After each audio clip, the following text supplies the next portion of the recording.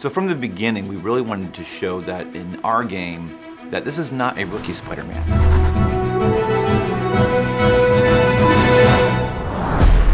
He's been 8 years now with Spider-Man, so he's experienced, he's in possession of all his powers, and right from the get-go, you're ready to kick butt.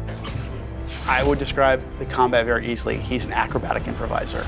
It's all about using webs, it's all about using the environment, it's all about getting off the ground, using his gadgets. Gadgets for us were a no-brainer. We think about what we need. Do we need a stealth gadget? Do we need a trap gadget? Do we need an AoE type of gadget?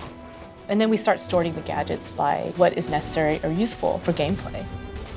The thing with the gadgets is you wanted to make sure they had multiple purposes a lot of times. You could use them like the trip mine in a very straightforward way, but you can also use them dynamically in sort of main combat and you can stick two guys together. Player choice is really big in how we design the combat scenarios. From the moment to moment where your different melee actions and your gadgets, you can choose which one you want to do. We also have combat setups that have a stealth component to them, so when you arrive, you'll be able to strategize about where you want to best position yourself. We want to make sure there's perch points for you if you want to sneak up on people, or if you're really into environmental combat, that there's always something that you can grab with your web and like sling at an enemy.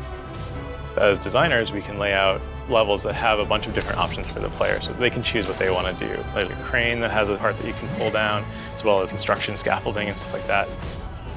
So seeing those opportunities in the battlefield, those are real important. Even though there are threats and he has the burden on his back, it's always fun to be Spider-Man. Let's show Spider-Man at the height of his abilities, and then let's allow you, the player, to sort of customize him.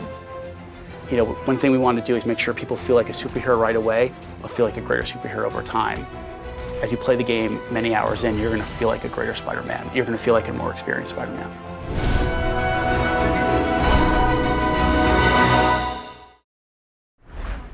PlayStation